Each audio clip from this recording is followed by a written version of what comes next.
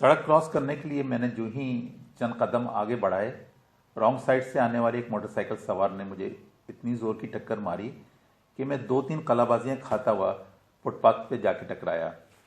एक हुजूम इकट्ठा हो गया। सब मोटरसाइकिल सवार को बुरा भला कह रहे थे। मेरे हाथों और घुटनों से खून रिस रहा था। सर में शदीद दर्द था। नौजवान ने मुझे हाथ पकड़ के उठाया, एक गाड़ी में डाला और एक मकामी हॉस्पिटल लेके आ गया। और सर के दर्द की वजह से मुझे फिर चंद लम्हों तक कुछ होश ना रहा। ज़रा औसान बहाल हुए तो मेरी मरहम पट्टी हो चुकी थी और शायद इंजेक्शन का असर था कि सर का दर्द भी ख़त्म हो गया था। सर का दर्द तो ख़त्म हो गया था, मगर मेरे अंदर के दर्दों ने सर उभारना शुरू कर दिया था। मुझे शिद्दत से कश्शी की याद आ रही थी। कश्शी, जिसका नाम कहकशां था, मेरी महबूब बीवी। पहले वो मेरी खालाजाद थी, फिर दोस्त बनी, फिर वो मेरी चाहत बनी, फिर मंगेतर और फिर मेरी महबूब बीवी। मगर क्या किया जाए, दोनों के अंदर गुस्सा भरा हुआ था। ज़रा सी बात पे झगड़ा हुआ और मैंने उसे गुस्से में उलफोल बक दिया। उसने अपना सामान उठाया, अपने घर चली गई। आज इस बात को 1 महीना गुजर चुका था। ना उसने सॉरी करी, ना ही मैंने नदामत का इजहार किया, ना ही किसी ने फ़ोन करा। और हम जो कहते थे कि एक पल भी एक दूसरे के बगैर बिता नहीं सकेंगे, आज हजारों पल एक दूसरे के बिना गुजार चुके थे। मैंने अपना मोबाइल निकाला और सोचा कि उसको फ़ोन करूं, मगर मेरे अंदर का गैरतमंद नज़र सामने आ गया, जिसे अपनी अना की कुर्बानी देना गवारा न था। सर आइए, मैं आपको घर ड्रॉप कर दूं, नौजवान ने मुझसे कहा। तुम रॉन्ग साइड से आ रहे थे और तुमने मुझे इतनी जोर की टक्कर मारी।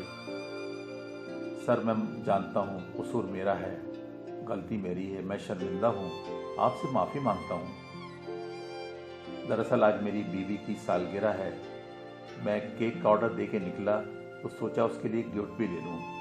यही वजह थी कि मैं रॉन्ग साइड पे आ गया।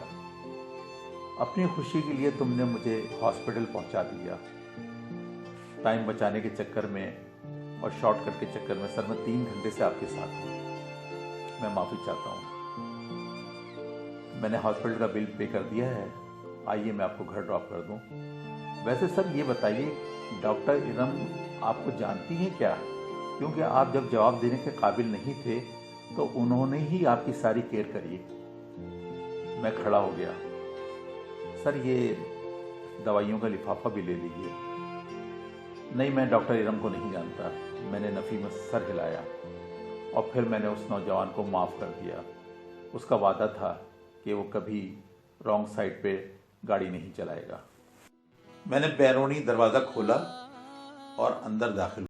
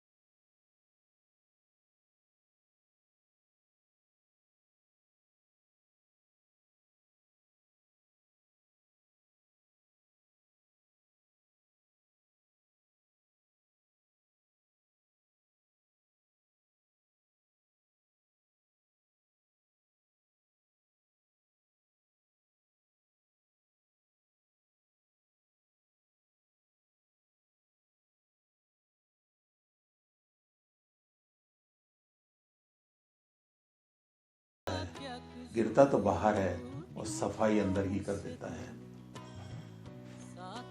हाँ कशी, हम इंसानी बहुत बदनसीब होते हैं, जबकि अल्लाह पाक हमारे बेइंतहा गुनाहों को और गलतियों को माफ़ करने में ज़रा देर नहीं लगाता। और ना जाने हम इंसान ज़रा ज़रा सी गलतियों को माफ़ करने में क्यों हज़ारों पल बिता देते हैं।